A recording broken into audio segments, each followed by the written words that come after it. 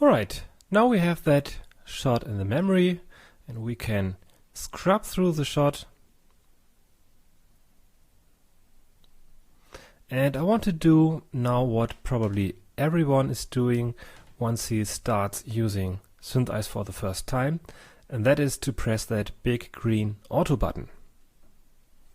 And if we do that, this will start an automated process that will go through several steps.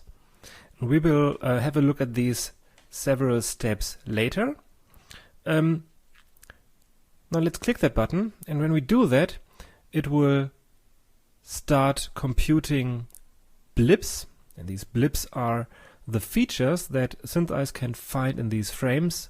Then it will link these features, and once that is done, these features will be transformed to trackers, and these trackers will then be used to create an initial solution for this particular shot.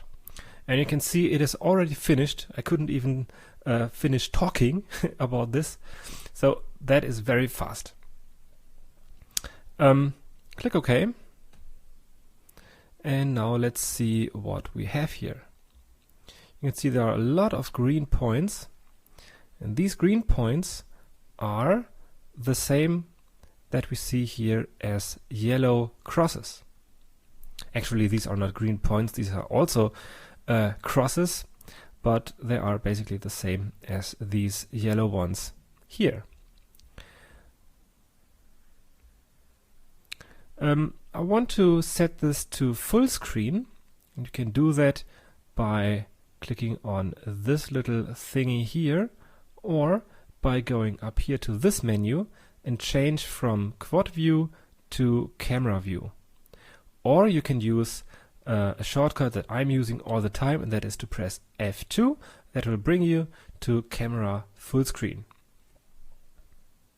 Okay, now you can see here there are some yellow crosses, and some of these yellow crosses have a green square underneath, and these squares are the actual trackers, and these yellow crosses are the 3D points that SynthEyes has calculated based on the movement of these green squares, of these features, how they move on the screen during the shot, and how they relate to each other, and how they are moving in relation to each other.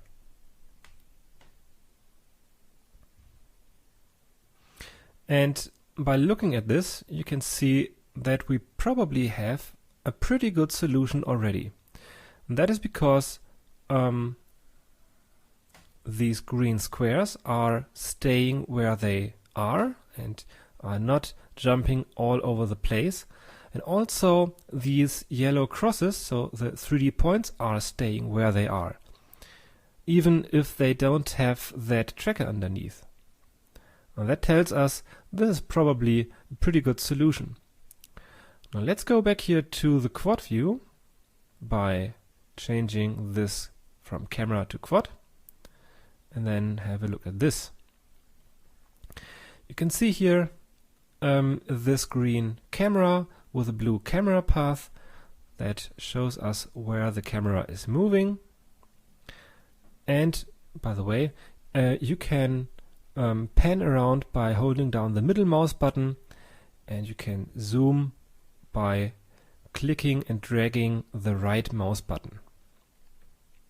Okay, so we see here the camera from the left, from the side view, and the 3D points. Now, while this looks good here, this doesn't. That's just because the whole solution has to be, or this whole scene has to be rotated so that these points that are most likely on the floor are actually on that floor. Now to do that, we don't have to leave that summary panel. We can do everything here. First, let's go full screen again. And that is by activating this button, the coordinate system button. When you do that, just click on that, you can see this button has now turned blue. And now we are in what I would call picking mode, and that means we can now pick 3 points, and these 3 points will create a triangle, and that triangle will tell SynthEyes how to rotate the whole scene so that it lies flat on the ground. Now the first point that we can pick is the origin.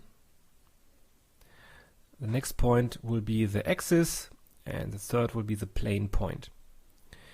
Now I want to pick this as my, oh no, actually I want to pick this one as the origin, and the next one will be the axis point. And axis point means that if we, for example, pick this one, you can see these are more or less in line or parallel to this and this line. So this will make up the x-axis, and the third point should be maybe that one.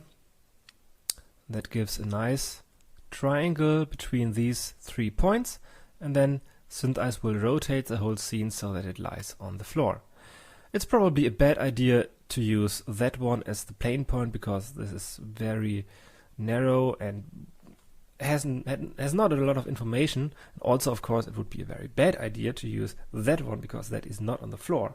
So all of these 3 points have to be on the floor. So let's just pick that one, and now we can say yes, apply the coordinate system. It's doing some calculations. Click OK, and if you look at this, this looks almost perfect now.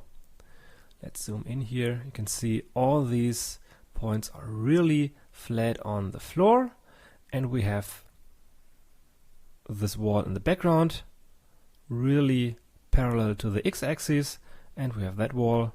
So this looks very good.